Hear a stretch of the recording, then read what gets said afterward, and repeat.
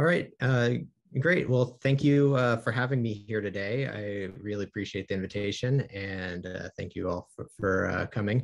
Today, I'm going to be talking about bringing new life to old devices, how to put your previous Macs and iDevices to work. First, I just want to start a little bit about me. I live in Michigan with my wife and two daughters. These are them here, Alana and Lily. I've used a Mac ever since I was 7 years old. My parents brought home a Mac 512K in 1985. And so that ever since then, I've just been a fanatic. Since 2002, I've been developing apps for the Mac, the iPhone, the iPad, and the Apple TV. The first app I started working on a long time ago was XRG. It's like a little system monitor tool. I released it for free. It's open source, everything. It wasn't my job at the time, and it was just something that I enjoy to do. I still maintain that app today. And have fun, enjoy doing that just as a side project. But my primary apps is the seasonality family of weather apps. This one I have a version for the Mac, and that's been out since 2005. And I also have a version for the iPhone and the iPad. The iPad version is pretty unique because you can rearrange the weather exactly the way you want to see it. And so that's kind of something that sets it apart. And then I even have professional a weather app called Seasonality Pro. This one's more geared towards meteorologists. It shows model data and it's very customizable, exactly how you want to display things. And so those are all apps that I've been working on for several years, and I enjoy doing that. Outside of work, I enjoy photography, mountain biking, and traveling. This picture was taken in Pismo Beach, California. I have a family in California where I grew up. But we're not necessarily here to talk about me today. We're here to talk about bringing life to your old devices. So let's get started with that. So maybe you just bought an M1 Mac or a shiny new iPad or iPhone. What do you do with your old Mac? How do you make use of it or repurpose it, or what are your options? You don't want it just sitting on a shelf because that's obviously not a great way to go out. So here's some things you can do. One, you can trade it into Apple. As far as trade-in costs, I mean, they change all the time when new models come out. But I mean, here's some examples of prices you expect when you trade in an old Mac. They also will take old iPads and as well as iPhones. And I believe when you trade it into Apple, it basically will give you they'll give you a store credit. And so typically what you want to do is you want to trade it in as you're purchasing the new device. But that can't always be the case if you want to have some overlap or so forth.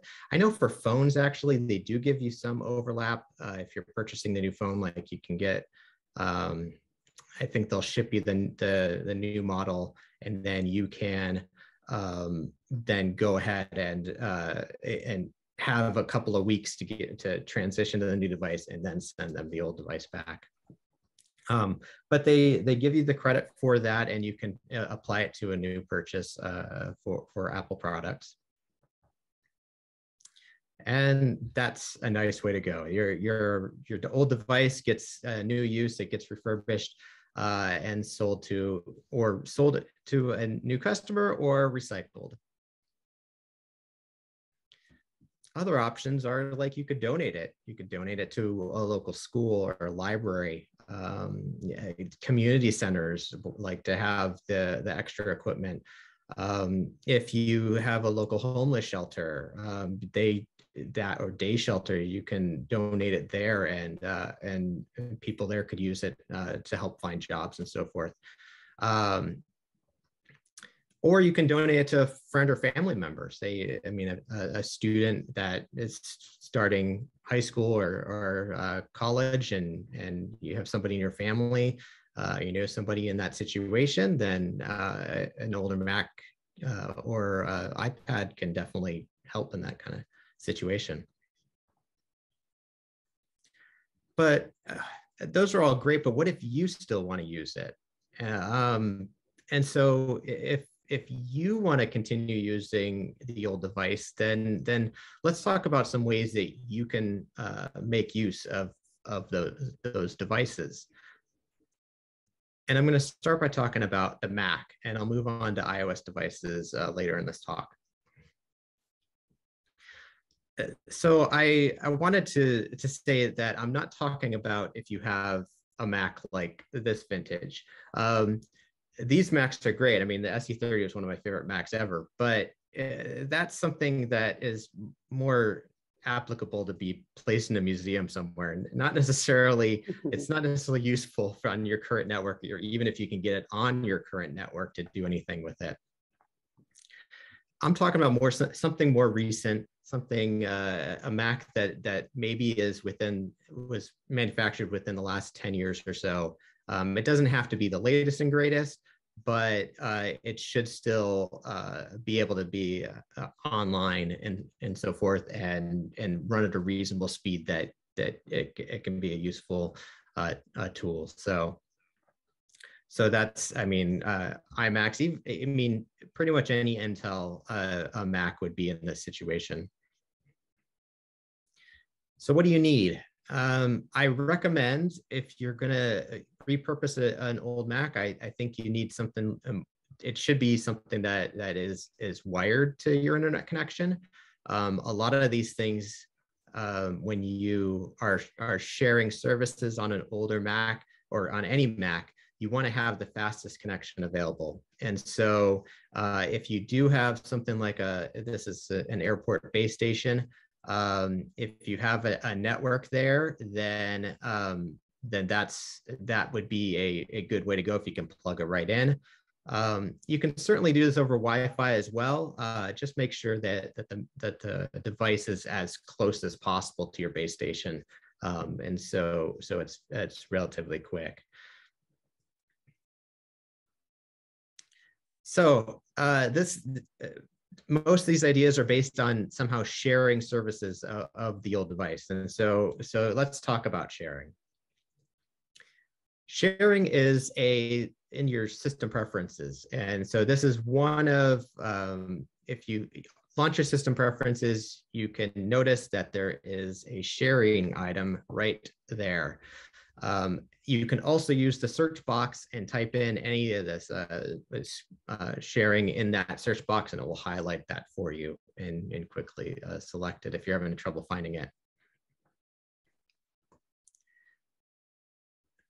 Now, once you click on the sharing tab, you'll see something like this. And this screen here is basically where you configure anything that you want this particular Mac to share.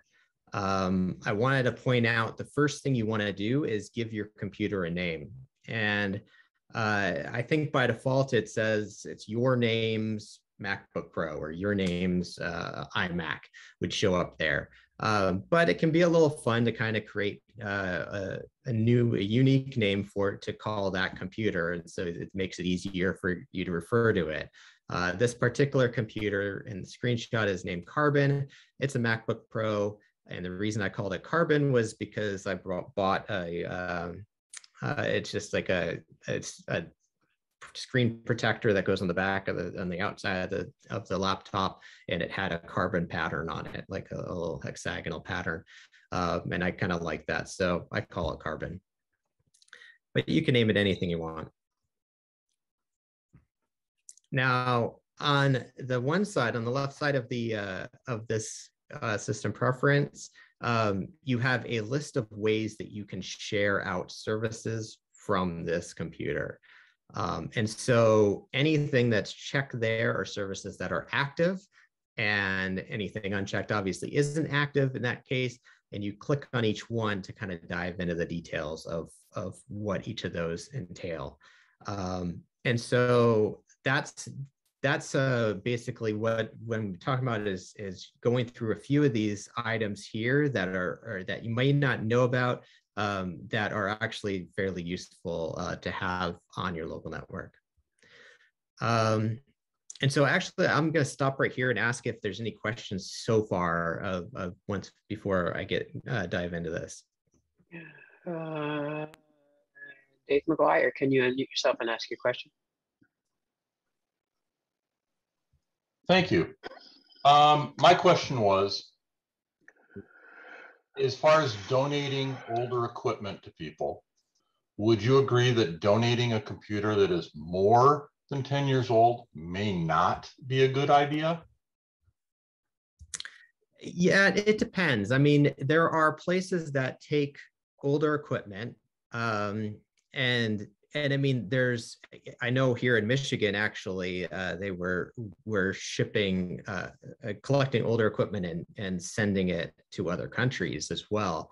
And so it depends, because depending on where you donate it, if it's something where it's so old, maybe something's not quite working right with it, then it can also be used as, if somebody's learning a trade like computer repair, it can be used as in a kind of a course to practice that, to teach that skill. As far as donating it to a person, it just depends on how useful it is. I mean, there's a big difference between a 10-year-old MacBook Air with maybe 2 gigs of memory and a 10-year-old iMac that might have 16 gigs of memory. And the iMac in that case is going to have a lot longer shelf life because it was a higher end machine to begin with. Okay, that's what I was looking for. I've known a lot of people that want to pass on a computer maybe to a family member, and the limiting feature sometimes is the software on that device, as well as, like you stated, it doesn't have enough memory to, up and keep moving with things. And I found that a lot of people would have an older machine that Safari can't handle going to their banking site. And so, unfortunately, while the machine itself is physically fine, the software just can't handle that one step up to still have, usefulness in that category, since most people their online lives are a lot more than it used to be. So thank you very much for your answer. Sure. All right, all yours, Mike. Okay, great. So so I'll move on and give a quick warning here on enabling any of these items for sharing. And that is to be careful when you do something like share with a laptop. Now, it's one thing if say you're using a MacBook and you want to use sharing on it, and if that MacBook is always going to be on your home network, then you don't have to worry about that.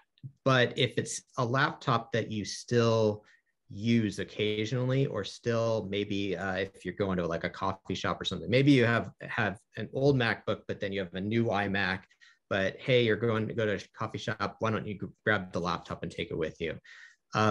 Before you leave your home network with that laptop, you definitely want to disable all of these items again, because otherwise you're opening yourself up for other people to make use of these services. And so that's just what I'll start with that to say, hey, just careful before you leave home with a laptop with sharing on, make sure you disable these services and then re-enable them when you get home. Now, screen sharing. The first thing you want to enable is screen sharing. And this is because once screen sharing is enabled, you don't need to worry about being at the old Mac in order to use it. And this is especially great for computers like a Mac Mini or Mac Pro that don't have monitors hooked up to them normally anyway. I mean, a monitor is an optional peripheral for them. And so if you say you have a Mac Mini, you can tuck it away in a corner and still make use of it without having a full computer set up there. So screen sharing is the first item in the list. All you have to do is check the box and it will be enabled, and it will show you in the list of how you can get to it. So once it's enabled on one computer, if you go to your newest Mac, you can see it in the list in the Finder window on the left-hand side. There's a locations list, and all the computers on your network should be listed there. And so this particular computer that I'm sharing is Jarvis, and you can go in and say connect as in the upper right corner. You can type in your username and password. I think I have a password that's pretty common with all those dots there. But anyway, type in your password to log in, and then what you want to click on remember this password in my keychain, because there's something where you're going to be connecting to it, maybe daily, maybe weekly, but either way, it's inconvenient to have to remember or continually type in your password for something that's shared on your local network. And you can kind of think of it as just like an extra computer next to your computer that you're using. Once you do that, you are connected, and this computer has a file sharing enabled as well. I'll talk a little bit more about that later on, but you'll notice again in the upper right corner, there's a share screen button. And if you click on that, you will get a window on your desktop of your new Mac showing your old Mac. And from that point on, you can use your old Mac just as if you were sitting in front of it, and change other settings as well. And so screen sharing really is a good first step of what you want to have working before you start configuring some of these other items. Let's move on to Time Machine. Time Machine, I think, is Mike, Sure. can we pause for a second? I have a question about sharing from Melissa Green. Melissa, can you unmute yourself and ask your question? Yes, I liked your idea about a laptop that might travel. Could I have two logins on that laptop, one for logging in when it's at home and a different one for when I'm logging in at the coffee shop or the library? You can have a multiple login, and if you want to do something, I mean, where you're saving a password for screen sharing and so forth, to only use the login. But I believe, and somebody can correct me if I'm wrong here, if one person configures the sharing to share, say, have file sharing enabled, then even if that user isn't logged in and you're logged into a second user account, that file sharing is still enabled, because the sharing system settings are just that. They're system-wide settings. They're not based on per user. Okay, thank you. You cannot set up a per user system-wide setting? I don't believe so. I think for file sharing, there might be an option to select which users you want to be able to log into file sharing. Mm-hmm. But if that is enabled, then you're still sharing is still listening on the network for the other user to log in. I see. All right. Thank you. Great. Mm-hmm. All yours. Great. So yeah, let's move on to Time Machine. Time Machine is really handy. If you haven't set up Time Machine before, you should definitely give it a shot. All you do is plug in an external drive, click the box that you want to back up, and it automatically backs up your entire Mac to that external drive. Where Time Machine becomes a little bit of a hassle is that when you have, say, a laptop, and that laptop kind of floats around your house a little bit, you might not always remember to plug in the backup drive. So one thing that Time Machine can do is you can back up to a Mac that is on your network. And so the idea here is to use your old Mac as the Time Machine destination for all your other Macs.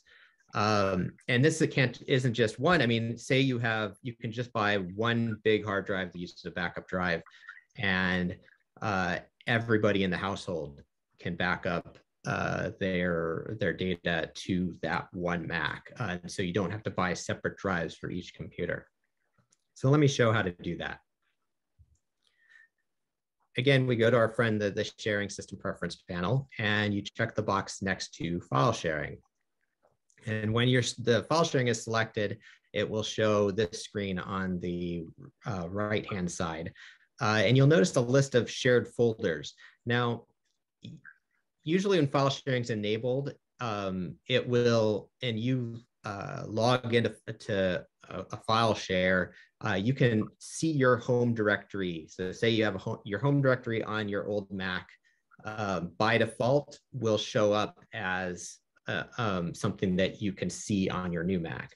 But the shared folder lists are additional folders that you might want to add. And so for Time Machine, we're going to add an additional shared folder. And to do that, you just click the plus button on the bottom of that panel.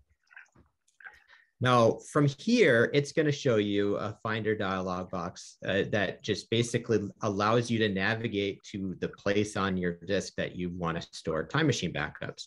Now, I would recommend this be an external drive because Time Machine likes to absorb as much space as possible.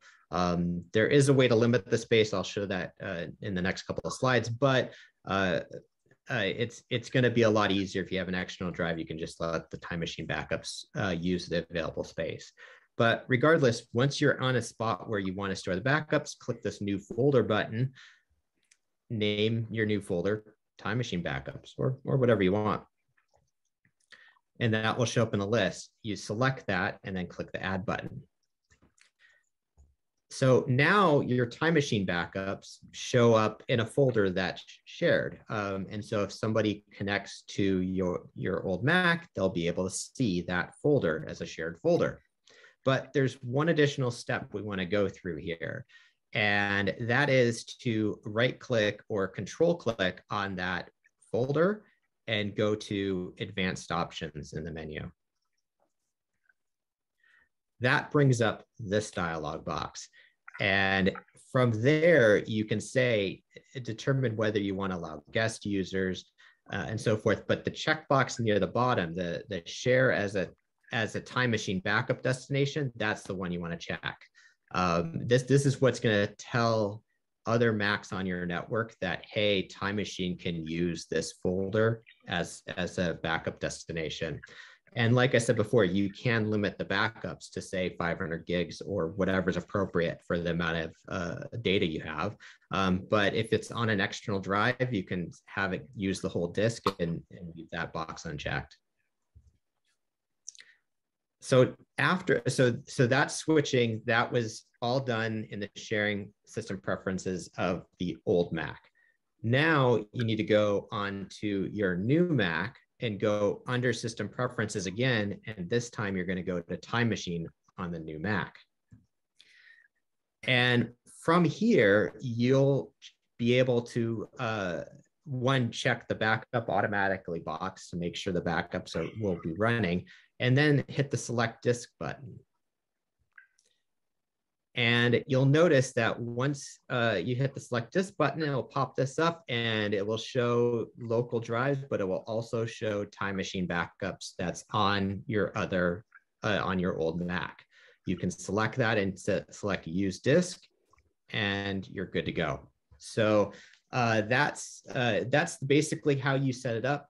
Then you can see It will do its initial backup, which will take a long time because it's going over the network, but additional backups afterwards go relatively quickly. Are there any questions about Time Machine? Give me 1 second. You got a lot of questions about everything else. I have a question. I have a question on Time Machine. Please, okay, go ahead. I had to stop using it. I found it slow and very unstable. A lot of errors. A lot of times I had to totally reconnect it, and especially with NAS. So I'm using third-party software that works with the NAS, and I don't have an issue. And I've tried Time Machine 3 times over the last, I want to say 5 years, where all right, let's try it again, see if it works. So it's failed with Netgear NAS, it's failed with Synology NAS. And maybe that's just my experience, but it doesn't appear to be stable to me. Okay, yeah, and so I've noticed stability issues when backing up to a NAS device. So it's more frequent when I've noticed it not being as reliable when you're backing up a laptop, because it might be in the middle of a backup and you shut your computer or disconnect from the network somehow, and then all of a sudden Time Machine is just like, oh wait, now I can't finish my backup, and then somehow a lot of times I'll go back and it will detect when that happens and recover from it. It depends though. What I have noticed though is that I haven't had a lot of issues like that with a disk that's directly connected to the Mac. I've also had better luck when backing up to another Mac on the network, just because Apple is configuring it in a way that it knows that it's something that they would test when they're doing testing of their new OSs. And so in my experiences, it's been okay with backing up to another Mac. Now, I also have a Synology box, and it's something where I figure, I mean, maybe every 6 months to a year, it will say, hey, you need to back up or start a new backup again. And I guess I'll select that and give it a day to do it, you know? But yeah, I mean, you bring up a good point that if you back up over the network, it's not going to be as reliable as a backup disk that's plugged directly into your Mac. So there is that drawback. But if you're a person that often forgets to plug in the backup disk, then it's a lot better than not having a backup of your recent files. Okay, Dave McGuire, you care to comment on that, on this? In my experience, and everyone's is different, but in my experience, Time Machine wasn't designed for NAS devices. It just wasn't. Yes, it can work, but there's a big emphasis on the can rather than will.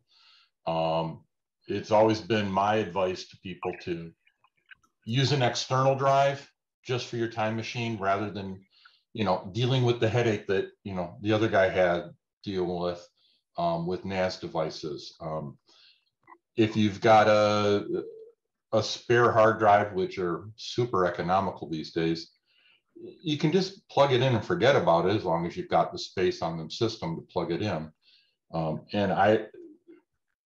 It just seems like it's more headache than it's worth for trying to get the NASs to always stick with Time Machine because of whatever hiccup happens. So that's just my advice. That's all. So All right. thank you. Thank you. Alan Weinstein, do you have a question? Unmute yourself and ask your question. I have a question again, going back to screen sharing. My iMac has a very large screen, and if I buy a new MacBook Air or whatever, I was going to buy the 11-inch. So rather than play my old Mac on the 11-inch screen, is there a way for me to play my new Mac on my big iMac screen? In other words, go the other way. Yeah, I mean, you can do it both ways. of course, on the MacBook Air, you'd again have to be concerned that when you take it out of your household, you want to disable that screen sharing. But there's nothing keeping you from doing that. It's not as great of a user experience, though. So, I mean, assuming that you want to be using the enhanced capability of the new Mac, and you're going to be leaning toward doing that, in that kind of situation, it's almost better to just have an external monitor that you plug that Mac into at a desk if you want a bigger screen on the new MacBook Air. Right. And let me add that when you do a screen share, it will not take over your entire screen. It opens up a window that you can only resize so far. Right. Right. Yeah. No, that's a good point. And my 11-inch iMac, my 11-inch MacBook Air would only show 11 inches on my it wouldn't blow that 11 inches up to expand No. the whole No. the whole monitor size. No, only 11 inches. No, it will not. No, when I was Yeah. Okay. That's correct. So it'll only show up as an 11-inch screen on your other Mac. And so it's often better to do have it use the Mac with a larger screen to look at a Mac with a smaller screen because it's in a window there. But you can go the other way around too. Occasionally, I'll use it if I have my laptop and my desktop, and if I'm on my laptop after work and I just want to do something quickly on my desktop downstairs, but I don't want to actually go back to the office. I work at home. Then what I'll do is I'll just do screen sharing down, and my desktop here has a bigger monitor, of course, but the screen sharing window, if you resize it, it has an option to scale it smaller or to turn it into a scrollable window. So you can configure that to whatever you prefer. All right. Okay. Well, thank you. All right. Thank you. All right, Mike, all yours. Thank you. So yeah, the next thing I was going to cover is file sharing, and we've already kind of done this, but file sharing might be if you want to add another folder in there that's a shared folder. Say it's something you want to share with all the members of your household, and you just want to put some files in there, kind of like a Dropbox shared folder. But this would be local and quick, and your data does not leave your house. So with this, you just have to add another folder to your shared folder list and name it anything you want. And then anybody who is in your house can connect to that device on your old Mac and view the files that way. And so that's just really handy. Again, by default, your home directory is shared out. And that's great for personal use. But if you want multiple people to be able to see that shared folder and use it, then you can select that here. And I guess it's fair to mention that to the right of that list is the list of users that can make use of that folder. And so if you select that, if you want somebody else to be able to use that folder, go ahead and click the plus button below there to add another user to that list that can access that. To get to a shared folder, if you're in the Finder on your new Mac, you can go to the Go menu and select Network. And from there, all your computers on your network will show up on that list. And as well as, like I've mentioned before, it will also show up under the locations on the left side of a Finder window as well.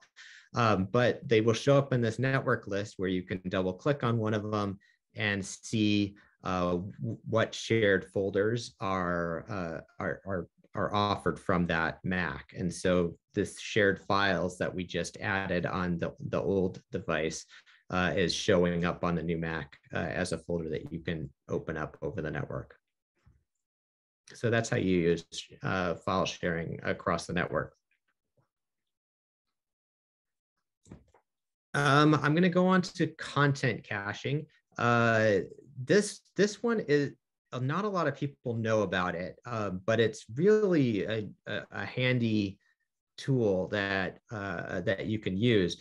And the idea with content caching is that you can save your internet connection from having to transfer a bunch of data twice or 3 times or more. So content caching is at the bottom of the list of the sharing system preferences. And the idea here is that when a new software update comes out, or if a new app update comes out on an app that you have installed, or a lot of other content that I'll get to shortly, you might have 2 or 3 Macs at home that are going to be downloading and installing the software update. And if you didn't have content caching, each one of those Macs would have to download that update from Apple and then install that update from Apple. With content caching on your old Mac, if you have that enabled, the old Mac will download that software update for you.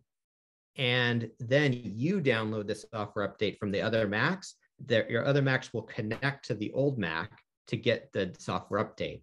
And this is all done behind the scenes. There is no interface other than checking that box. Like, you check the box and there's very few options.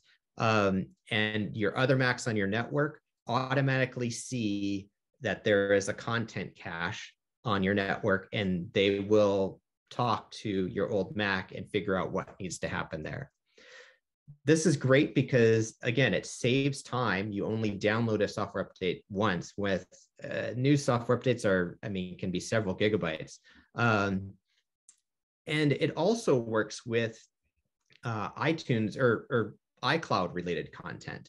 And so if you're if say you have a personal iCloud account that you have a couple of Macs signed in, and your photos library is hosted on iCloud and so forth, then this content cache works with that as well. So all your photos and stuff, or any recent photo, would probably be in the cache here. And then when you open up, say, your phone, it only needs to grab the latest photo from the cache on your local network, instead of going out and connecting to Apple and downloading it, which would take longer.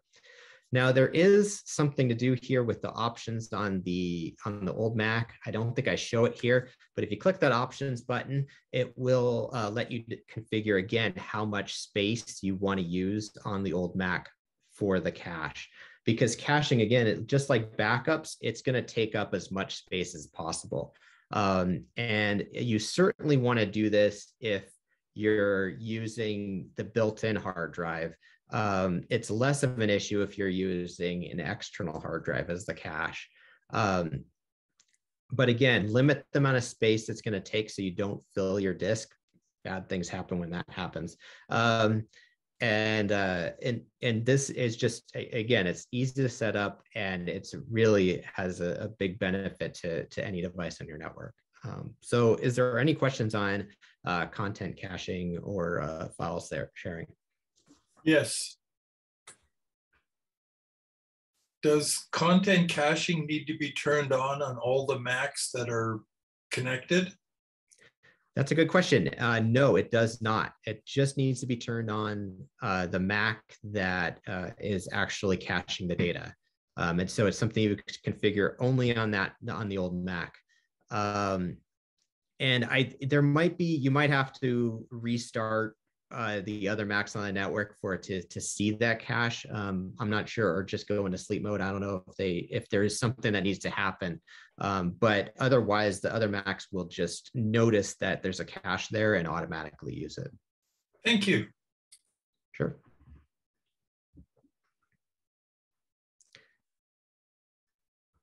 Okay, so let's move on to media sharing. Now, this is less of an issue now because so much of our media is hosted in iTunes. But if you do have media on your own network, say you have music that you've, like if you have a CD library that you've copied music from, and you have that content on your local Mac, you can copy that over to keep that on your old Mac and share it out to other devices in your home. Now, to do that, you check this box for media sharing, again, in the sharing system preferences. You can name your library, and basically you make use of home sharing. And this will share out to anybody who's on your network and be able to play your music, your movies, and your TV shows that you have on your old Mac. And where this comes in most benefit is actually because on the Apple TV, you can view this content, and it's an easy way to get to that content. In order to do that, you have to go into settings on your Apple TV and go under users and accounts. And at the very bottom, there's an option to select home sharing. I don't think I show it here, but it will basically show you all the options on your network of what shares are available, and your old Mac will show up there depending on what library name you give it there. That will show up under that setting on your Apple TV.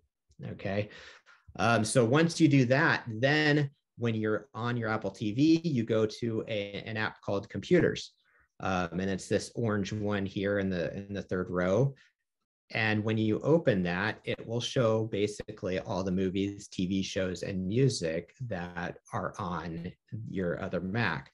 Now, this is true too.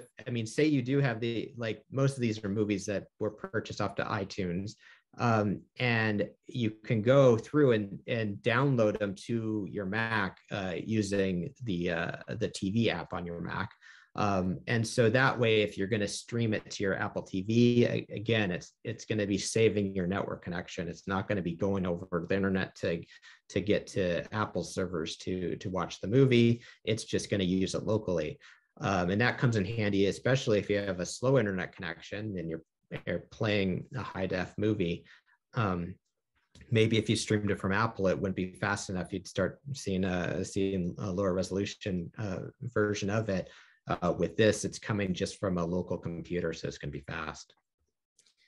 You can also do this media sharing not only on Apple TV, but on any of your iOS devices. And so on the left-hand side here, this is Apple Music on the Music app, and home sharing shows up as a list in your library there, and it will let you play music that's on your local Mac. On the right side here, this is the TV app on your phone. And again, your library will show up where you can select items, TV shows and movies and stuff that are on your old Mac that are being shared out. And so those are the sharing options that I'm going to be talking about today. There was one last thing that I wanted to bring up, and that's as you can use the old Mac as a peripheral hub, as a way to kind of clean up your desk. So our desk gets lots of clutter on it sometimes, and I don't know about you, but for me, I like having a clean desk. It helps me focus better, not to have a bunch of devices sitting around. And so I have an older Mac here. This is a 2013 Mac Pro that is no longer my main desktop Mac, but I have other things like here you can see a picture. It's a document scanner, and I don't necessarily want to have the document scanner on my desk all the time. And so the idea here is that I have the Mac Pro. It's in a corner somewhere, and I can hook up the document scanner to the Mac Pro, and I can use the document scanner just like I would if it was connected to my main Mac. And then go in with screen sharing and file sharing to get the documents that I scan to that Mac. And so that's just another option. I mean, a document scanner is just one item here, but if there are other things that you hook up to your Mac that you feel like you don't necessarily need to have on your desk, then go ahead and plug it into the second Mac and just use it from there using screen sharing. So that's, yeah, I'm going to move on to iPad, but are there any questions about anything I've talked about on the Mac side?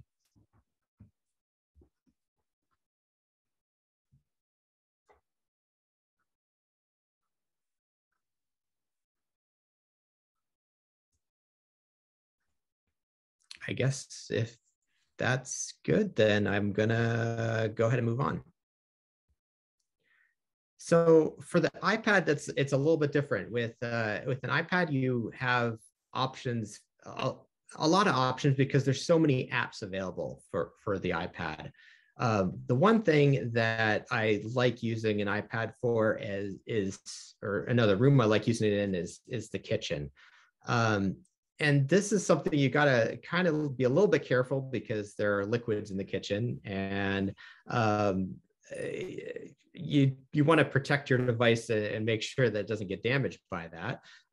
But assuming that you can handle that, it's a great kitchen helper. So I throw recipes in there occasionally, and you can go to the App Store and if you search for recipe, there's a ton of apps. I mean, there's thousands of them. Epicurious is one that has been around for a long time. That one's fairly popular, but you can pick one that fits to your needs really well. A lot of them have different features and so forth. But if you don't want to if you don't want to have a separate app to track your recipes, or if you haven't found anything that quite fits your needs, you could always just use Notes. Notes, if you're connected with iCloud, it's all shared between all your accounts. And so you can create a folder called recipes in your Notes app, and just go ahead and add all the recipes for the items into that list. Now you might think, well, it's going to be a pain to go through and type in all my recipes. I mean, that's a lot of work, even if you did it on your Mac and just shared that to your iPad through iCloud. But there's an easier way. iPads often have cameras on them, and if you click the little camera button, you can choose the take photo or video option and use your camera to actually grab a photo out of a recipe book. So this is my household's favorite fondue recipe. Definitely take a screen cap if give it a shot if you like, especially if you like Greer. And so you take the picture, it pulls it into Notes, and it's already there. And with later versions of iOS, you can even use the text recognition on it, and to copy the text and so forth. But that's a real handy way to get a recipe into your Notes app very quickly, and keep track of all of them in your kitchen so that you don't have to go hunting through recipe books to find what you're looking for. Now, I use it also as a kitchen TV. So if there's one chore that my wife and I both cannot stand, it's doing the dishes. And I don't know why, but some people doing dishes is relaxing and so forth. But to me, it's just like, how can I get this done as fast as possible? And having an iPad as a TV is one way that just makes it so much more bearable. And so you can use like this is the Spectrum app if you have a TV connection or subscription through a local cable provider. You can use that. Oftentimes they'll have an app, or if you have Netflix or Hulu or any of the other subscription areas, here's YouTube. You can catch up on all the any NMUG meetings that you happen to miss. You can catch up on the YouTube channel and watch it while you're doing the dishes. And so it makes things go by so much quicker. And I'll talk about stands and so forth and protector for the iPad later on. Moving to other rooms of the house, it's a nice photo frame. You saw these photo frames in the stores, and it felt like either there were inexpensive frames that didn't quite show that good a quality of pictures, or they're really expensive to buy a digital photo frame that's like a real nice quality one. Mike, may I interrupt you for just a second? I noticed that we seem to have lost our moderator, Gita. I don't see her. And I also see that some people have raised their hands to ask questions, perhaps related to the previous subject. So I just wanted to interrupt quickly to make sure that our audience gets satisfied. Sheeta, are you back on? I'm only back on my iPhone. I've completely lost internet at my home. So I really cannot, there's some things that I can't see right now. But I do. Okay, yeah, so I will jump in then, Sheila. Go ahead. And I think there is Jim Corsica. You've raised your hand, and please unmute yourself and ask a question. And then after Jim, there's John Buckley, who's also wanted to ask a question. Okay, this is great because I was a little wondering why there wasn't anything after the Mac section. So this is great. Go ahead. Mm-hmm. Hi, Mike. A next door neighbor was a visitor from France, and he left me his laptop. It's an older laptop, and I've thought of using it in some, subordinate way, but I want to know, he didn't do anything in terms of deactivating ownership. I'm not sure I'm putting this correctly, but you know what I mean? Is there anything I can do to completely wipe that laptop clean? I think its biggest software was Snow Leopard. And is there any way that I can wipe that laptop clean and make it start out like it's a new laptop that I can use for the kind of purposes that you're talking about?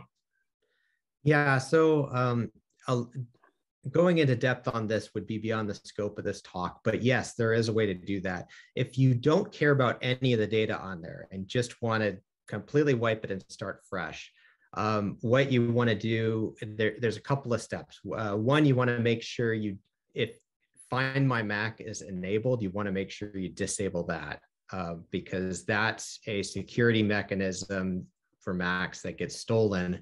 And I don't think it will let you wipe it unless you disable that first. And so that's done through the iCloud system preferences. After you disable Find My Mac on the neighbor's account, then what you would have to do then is restart that Mac and go into the system recovery. And you do that by restarting and holding down Command R on your keyboard.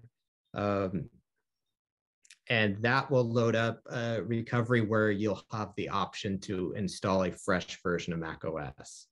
And so you would follow the steps along that. Okay. Yeah. Thank you. I thought it was hopeless. Jim, do you have the ability? Actually, you shouldn't install the fresh version of the OS until you formatted the drive. Okay. Yeah. Yeah, and then you can do that in the same recovery menu. You can, yeah, that's a good call out. You want to definitely want to format the disk first and then install the OS onto the newly formatted disk. All right. Sheeta, I think you're back on. Would you like to take over as moderator? I think John Buckley would like to ask a question. Sure, go ahead. Let me try that. And John, go ahead and ask your question. Back when you were talking about backing up to the old computer, and also when you were talking about sharing something, so I can connect an old hard drive to the old computer to use that for doing backups, an external hard drive?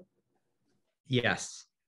Yes, and so if you certainly if you're going to do backups or file sharing, then the best option there I think is to have an external hard drive that you plug into the old Mac, and that can be a hard drive that you already own. And if you have something there where you'd like to make use of that again, then that's a good option as well. Yeah, because I have a large NAS hard drive, but it's come to the end of use as far as Western Digital's stuff. And they say I can still use that to as a regular hard drive, and I can connect it to my old laptop that I have. Yeah, it sounds like that'd be a perfect use for it because, and I mean, presumably the Mac would be a lot faster accessing those files over the network than the Western Digital device was. So, okay, thank you. yep. All right. In my absence, did Michael Tolper? Are you still here, Michael? Yes, I am here, Cheetah. Michael had a very interesting question that I want you to get to and answer. Michael, can you please ask your question? Sure. My question was, if I retired like a 2014 Mac and I wanted to screen share it on a newer Mac, the 2014 Mac had a Fusion drive, and you can only upgrade, I don't know what it was, High Sierra, I think.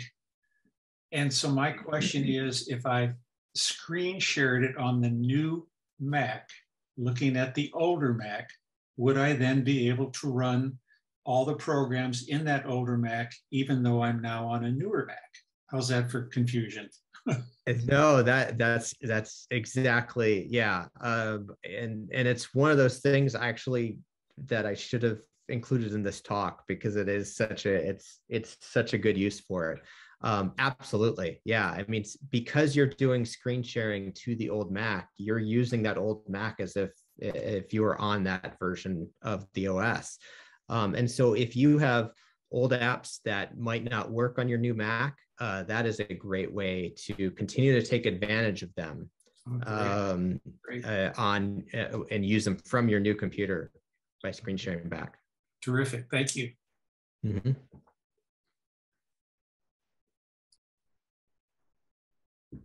Would there be any instance where screen sharing would not work for that? Like I said, I mean, there's some drawbacks with using a computer through screen sharing. I mean, the mouse movement isn't quite as fluid as you're used to on your local computer. Some things like mission control, like if you use gestures on your trackpad to start mission control, if you do that when you're screen sharing, it's going to go to your current Mac that you're on and not to the old Mac. And so if you want to use something like that on the old Mac, you're going to have to add the mission control app to your dock and use it that way and not use it with gestures. I guess what I'm specifically asking is, if I have I have a old titanium that I use, and every once in a while it comes in handy because there are older files that can't be opened by the newer system. And if I have screen sharing turned on that titanium, will I be able to access it with my M1 or my Intel and still be able to use it? So I guess that's what I'm asking there. Yeah, I believe there should not be any issue there. So I do not know how far back. I mean, screen sharing has been an option in the system preferences for a long time. And I believe they've used the same protocol. I don't think the protocol's changed. And so that should work fairly far back in the lineup of Macs. You would definitely need to be on OS 10. But I don't know. It'd be, I'll leave it to the exercise of the reader or the watcher to get, like, I don't know, OS 10, 10.1 Puma or something on screen sharing on an M1 Mac. I'll do it and let you know. All right, great. All right, James Cutler, you have a question. Oh, it's actually a comment. The oldest date that I can give you is whatever Mac OS version ran on was it 17-inch laptop? One that a lot of people loved and Apple discontinued. That's the oldest one that I've routinely connected to from newer versions. But they all share a common underlying protocol, which is the VNC protocol, which is primarily oriented to and in some cases file transfer. That's what Apple's screen sharing is built on. And I have saved myself hundreds of miles of driving using screen sharing since sometime last century. Okay. And All right. and they doesn't matter the version. So All anyway, right. Thank you. I hope that helped. You. It did. Thank you, Jim. Joan Newman, can you unmute yourself and ask your question? Thank you, Cheetah. My question is, if you're screen sharing to an old Mac that has old... Okay, hold on. Joan, I lost you. Yeah. Joan, are you still there? Unmute yourself. Yeah, I'm here. Go ahead. Can you hear me? We can hear you now. Can you hear me now? Okay. Yes. Will those old apps on your old computer work as they do on your old computer or your new computer? In other words, one of the reasons you get a new computer is because your old computer is slowed up. So how will they work on the new computer? Will they work the same way? Yeah, so that's the thing. For better or for worse, the screen sharing will only show what it would behave like as if you were using the old Mac. So you might as well plug it in and use it then. Yeah, really? I mean, if it's using apps, if there's apps there that aren't on your that aren't compatible with your new Mac, it's a great way to continue using those apps. At the same time, though, if you're doing something on your old Mac, you're going to be still limited to the capabilities of that Mac as well. So gotcha. There's a give and take there. But yes, the screen sharing is as if you have the screen of your old Mac in a window on your new Mac. And so it's going to behave exactly as it did on the old Mac. Okay, thank you. Sure. All right, all yours, Mike. Okay, well, yeah. And so I had, there's a few ways to use the iPad in the kitchen. But with the photo frame, really, I mean, the iPad has such a nice quality screen to begin with that you can use it as a photo frame. And the best way to do this is to create an album in Photos. So you open up the Photos app, create an album, drag a bunch of pictures to it. This is an album that I created. We had a trip to Washington, D.C. A few years ago. And then you tap on that three dotted button in the upper right-hand corner there. And when you tap on that, it brings up this panel. And one of the options here at the bottom is a slideshow. If you select that, you can actually then get a slideshow with animated transitions between the frames and so forth. There are different options that you can select for the slideshow, different transitions, even music if you wanted to. But this is a great way to show your favorite photos on an iPad screen that you might just have in a living room or something. Can I comment on that? Sure. I have this exact setup. I have an old iPad G3. It is a tank. It is slower than all get out. It can't be used for anything. And anytime I make a shared photo album, even on my newer computers, it shows up on this older iPad. So I can still share and do this slideshow of my images, no matter when I've taken these images. Yeah, that's a great point because I mean that's the thing is that I mean showing photos is one of the things even the original iPad was built for, you know, and so it just really excels at doing that. And so especially if you're using something like this where you have nothing else to use it for, you have a new iPad that you use all the time. It's a great way to use it. Thanks for the support there. Sure, no problem. All right, any other questions? All right, all yours, Mike. Okay, so another thing that you can use an old iPad for, or phone for that matter, is as a webcam monitor, and that's to keep an eye on things around your household. Sometimes some people will have webcams at different spots of their house, doorbell cameras, and so forth. And you can use the apps, just keep them open on the old device and be able to keep an eye on that. this app here, I think, is UfiCam for that brand of webcams. But there's also, and that's what's shown here. I just have one just pointing out of my office window, and I can keep track of things while we're gone. But there's also, like, if you have a Synology, a NAS, and you have use the cameras for that, then you can have multiple cameras feeding data into the NAS and use their app to have like a grid of cameras. And you could just leave that in your bedroom at night to check things over before you go to bed. And so it's something where it's really handy. You don't have to necessarily use your new device for that. You can keep it on all the time to keep an eye on things using your old device. And okay, the next one is a family calendar. So this is for when, I mean, COVID's limited a lot of the stuff that we can do, but when things finally do get back to normal, you can use this as a way to keep track of what your family activity is. The best way to do this is actually to have, with iCloud, you can have a shared account.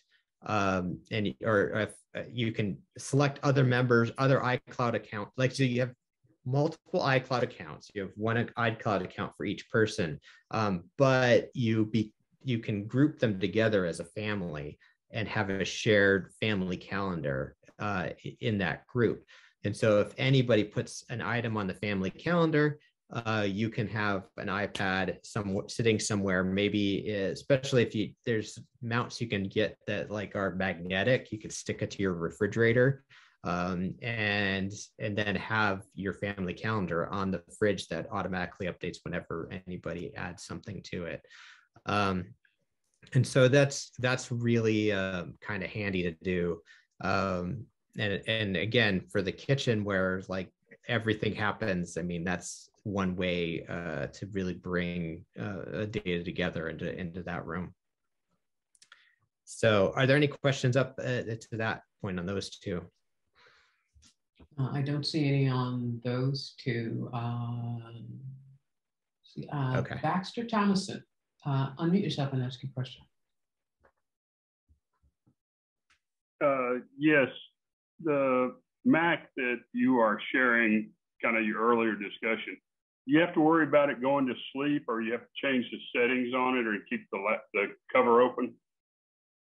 Yeah, so if you have, yeah, that's you bring up a very good point. So yeah, and in the energy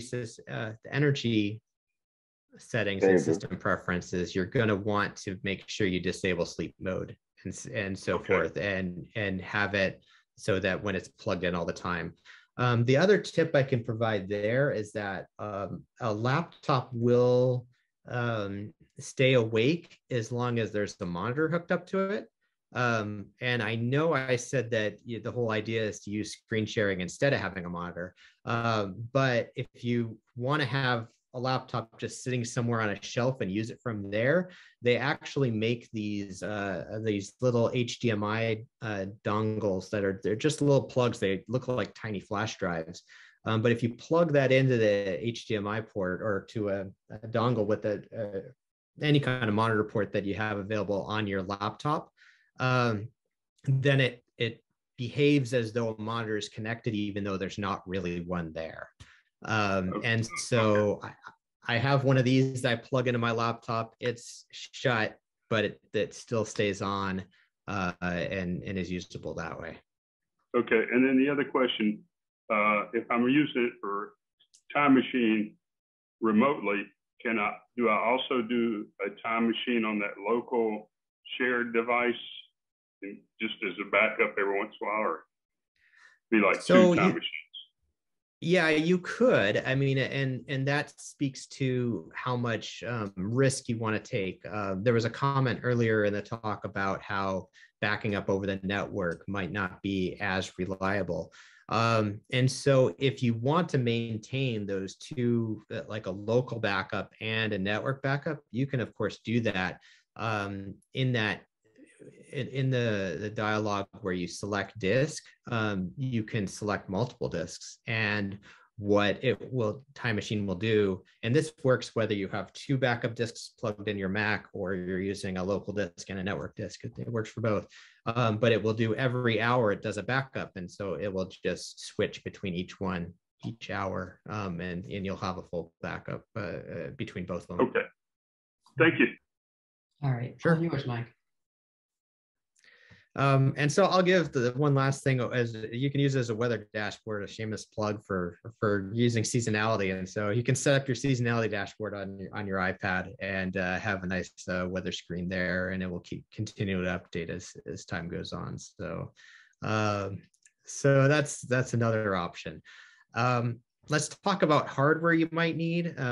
If you're going to use something, you want a good stand. You don't want to just lay your device on a table. There's some real nice ones. It really depends on what your room decor is like. In a kitchen, oftentimes you see a lot of bamboo, and so if you look for an iPad kitchen stand and type in bamboo as well, you'll get something like this. They're not that expensive, and you can just lean it on there. That doesn't give you any kind of liquid protection, though. Something like this, if you search for iPad waterproof, you can get a thing like this where you have that extra layer if something spills on it and so forth. And a lot of these, I believe, you still have access to the screen, the touch screen, of course, while it's in the container. It's almost like as if it was in a bag. And so there's definitely options out there, especially, I mean, I typed this on Amazon and there was just hundreds of them. And so the idea is I mean, just find what works best for your room. This one here I have actually for my desk, because oftentimes I'm an app developer, and so a lot of times I'll run an app on my phone. And I don't want to keep picking it up off the desk every time. And so I have this, it's 12 South makes a high rise thing that basically just holds it up. It's really sturdy. There's a metal thing behind the phone as well to help hold it up. And so that's one option. I've even put iPads on that high rise, and assuming you don't bump it too much, it works just fine. This other one is another one I have. I'm not sure you can get these anymore, but if you do find one, it's a good product.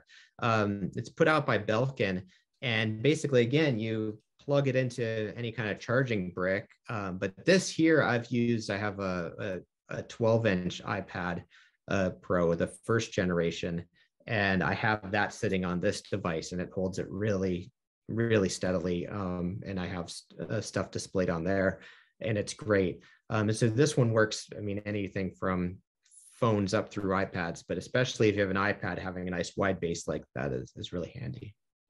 Can we get one last question in? Sure. Brian Hendricks, can you unmute yourself and ask a question?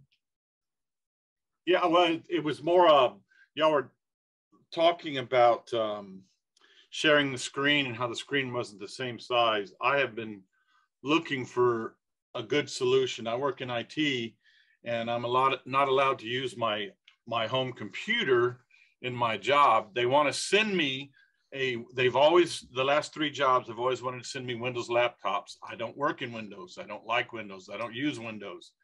So I finally got this employer to say, yeah, you can use a Mac, but we can't send you one, and you can't use your personal one. Well, that's part of why I was in this meeting. I wanted to find out what the solution was. I couldn't find a good RDP version, Microsoft's RDP that works with Mac to Mac, but I just tried your screen sharing. And what surprised me was, y'all said the screen doesn't get very big. It actually did. It fills the screen. It looks like I'm on it. All I had to do was hit the green round button at the top that says go to full size. And I guess that's because both Mac Minis are same screen resolution, same display board. The only difference is one is M1, one is not. Mm-hmm. So far this is working, and it is a little slow. The command spacebar worked, on the one I'm sharing, not on the current one. Now, if I move my cursor over to the other screen, the command space bar will work on the other one. So we gotta wrap it up here, Brian. All right. Well, that was it. I was just saying it does go full screen, and that was worth this whole meeting. So I'll shut up. All right, Brian, thanks you so much. We appreciate your feedback.